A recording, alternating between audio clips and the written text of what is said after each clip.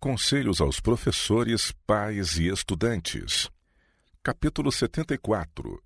Jovens como missionários.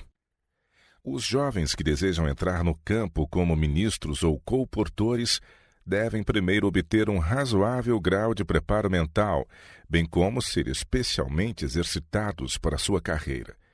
Os que não foram educados, exercitados, polidos, não se acham preparados para entrar num campo onde as poderosas influências do talento e da educação combatem as verdades da palavra de Deus. Tampouco podem eles enfrentar com êxito as estranhas formas de erros religiosos e filosóficos combinados, cuja exposição requer conhecimento de verdades científicas, como também escriturísticas. Especialmente os que têm em vista o ministério devem sentir a importância do método escriturístico do preparo ministerial. Devem entrar de coração na obra e, enquanto estudam na escola, precisam aprender do grande mestre a mansidão e a humildade de Cristo. Um Deus que guarda o concerto prometeu que, em resposta à oração, derramará seu Espírito sobre esses discípulos da escola de Cristo, a fim de que se tornem ministros da justiça. Árduo é o trabalho a fazer-se para desalojar da cabeça o erro e a falsa doutrina, para que a verdade e a religião bíblicas possam achar lugar no coração. Foi como meio ordenado por Deus para educar jovens de ambos os sexos para os vários ramos da obra missionária, que se estabeleceram colégios entre nós. Não é o desígnio de Deus que eles enviem apenas uns poucos, mas muitos obreiros. Satanás, porém, decidido a impedir esse desígnio, tem se apoderado exatamente daqueles a quem o Senhor havia de habilitar para lugares de utilidade em sua obra.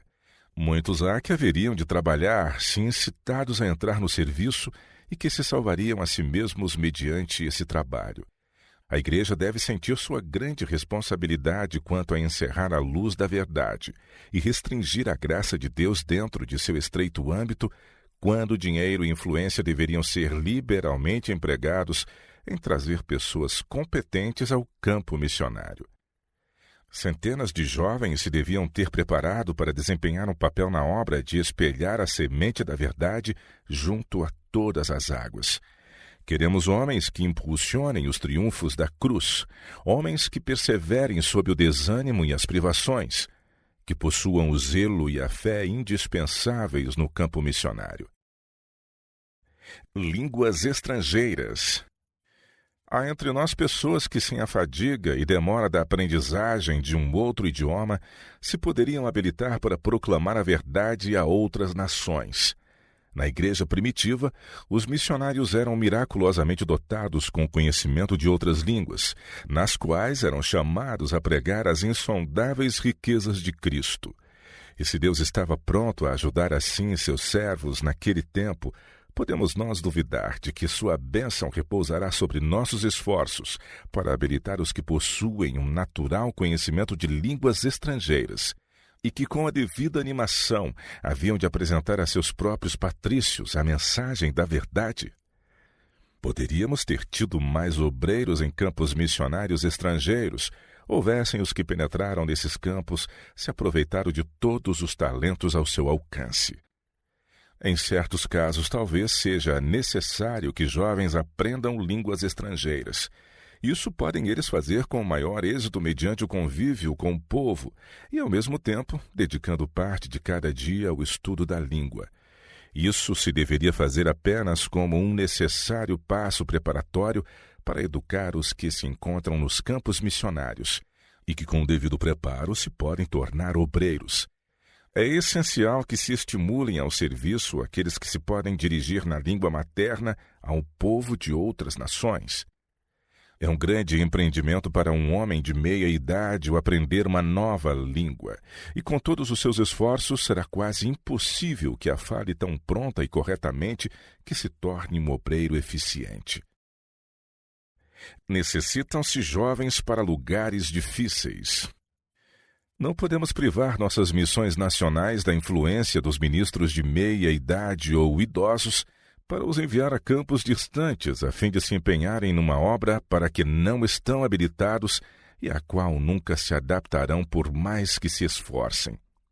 Os homens assim enviados deixam vagas que os obreiros inexperientes não podem preencher.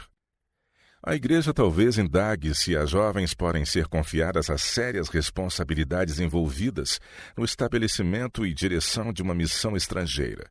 Respondo: Deus designou que eles fossem preparados em nossos colégios e mediante a associação no trabalho com homens experientes, de maneira que se achem preparados a ocupar lugares de utilidade nesta causa.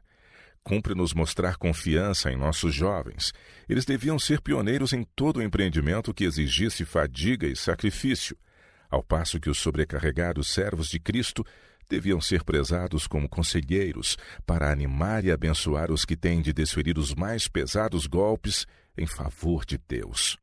A providência colocou esses pais cheios de experiência em posições probantes, de responsabilidade, quando mais moços, não tendo ainda suas faculdades físicas nem intelectuais atingido ao completo desenvolvimento.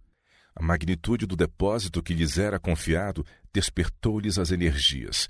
Seu ativo labor na obra ajudou-lhes o desenvolvimento físico e mental. Há necessidade de moços. Deus os chama aos campos missionários. Achando-se relativamente livres de cuidados e responsabilidades, estão em condições mais favoráveis para se empenhar na obra do que os que têm de prover o sustento e educação de uma grande família. Demais, os moços se podem mais facilmente adaptar a sociedades e climas novos, sendo mais aptos a suportar incômodos e fadigas. Contato e perseverança podem se pôr em contato com o povo. As forças são produzidas pelo exercício. Todos os que se servem das aptidões que Deus lhes deu terão crescentes habilidades para consagrar ao serviço dele. Os que nada fazem na causa de Deus deixarão de crescer em graça e no conhecimento da verdade. Um homem que se deitasse recusando servir-se dos membros perderia em breve a faculdade de os utilizar.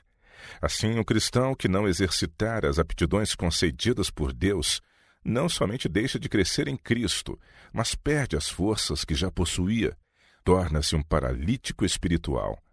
São os que, com amor para com Deus e seus semelhantes, se esforçam por ajudar outros que se tornam firmes, fortes, estáveis na verdade. O verdadeiro cristão trabalha para Deus, não por impulso, mas por princípio, não por um dia ou um mês, mas por toda a vida. O mestre pede obreiros evangélicos. Quem responderá? Nem todos os que entram para o exército chegam a ser generais, capitães, sargentos ou mesmo cabos. Nem todos têm o cuidado e a responsabilidade de dirigentes. Há duros trabalhos de outras espécies a serem feitos. Uns devem cavar trincheiras e construir fortificações. Outros devem ocupar o lugar de sentinelas. E outros ainda levar mensagens. Conquanto haja poucos oficiais, são necessários muitos soldados para formar as linhas e fileiras do exército.